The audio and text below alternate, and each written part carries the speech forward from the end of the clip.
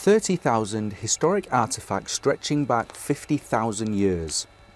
Tauranga's cultural heritage collection has spent decades hidden away in the hope that one day a museum would be built to showcase it publicly. That day has come as City Commissioners have approved a long-term plan amendment for Te Manawataki o Te Papa, Tauranga's new civic precinct that will feature a museum of sorts. Well, I'll put that motion then to receive the report and adopt the long-term plan. All those in favour say aye. Against? Carried. Thank you. The decision we made was to push ahead with the redevelopment of that site, which will include the library development, exhibition, community events space, but also a heritage museum connecting from the waterfront right through to Durham Street. While residents voted against a museum in a 2018 referendum, the Commissioners say the CBD isn't what it used to be.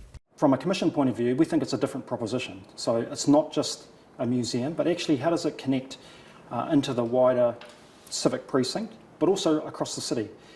The city isn't what it used to be, a retail centre. When you look across the world, CBDs, they're places of arts, culture, heritage, and we think as the city develops and grows, the city will grow and mature as well. The collection is huge, with over 30,000 objects from the Rena anchor to weapons used in the Battle of Gate Pa. Pretty much everything in this collection is from the wider Tauranga Moana and Western Bay area and reflects the history across the eastern region. The location of the collection is so secret, local focus wasn't allowed to reveal where it's being stored. We're the repository for the Western Bay area, so any objects that are found during an archaeological dig that are housed here, our job is to register those with the Ministry for Culture and Heritage and then store them on behalf of. The Otomotai collection is just one of many that tells the story of an early Tauranga. It's the birth of the city, if you like. It's where Māori and early Europeans first met. The wooden pieces here, they are the remnant pieces of the altar of the Catholic Church, which was positioned down there. We have a slate here with the name Kapunga. Kapunga was a chief back in the day. This piece of obsidian was found on site, comes from Tuhua Island or Mare Island, and this is a wonderful core. You can see how it's kind of shaped at the back here, but what this was used for is it would have been held and then another stone would have been there to strike it and nap off pieces. Then those pieces would have been used to either fillet fish, cut flax, cut rope, etc. So pretty much like a blade. Much of the collection is a direct result of local philanthropy. We have some donors in particular who have been incredibly generous over not just one generation but several generations. This collection was given largely by a woman named Violet Simons.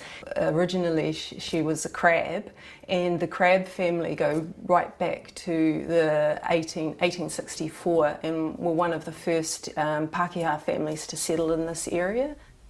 This object here comes from Violet, and it is a lotion to be used on infants and children for the removal of lice, of all things. This here is one of the flags that was used at the Battle of Pukahina Gate Pa. One item donated to the collection came from Commissioner Rolliston's family, and he was recently reunited with it. But this particular weapon was deposited into the collection in 1984 by a family member. It actually belonged to my great-grandfather, which I wasn't aware of. It does hold some significance, particularly to me, but also to our wider family. But great for this to be held here, hopefully at some point in the future, to be made available for either family members or for the public to be able to view these types of taonga. While the new civic precinct takes shape over the next couple of years, you can explore around 11,000 objects from the collection online now at view.taurangaheritagecollection.co.nz. Gavin Ogden, Local Focus.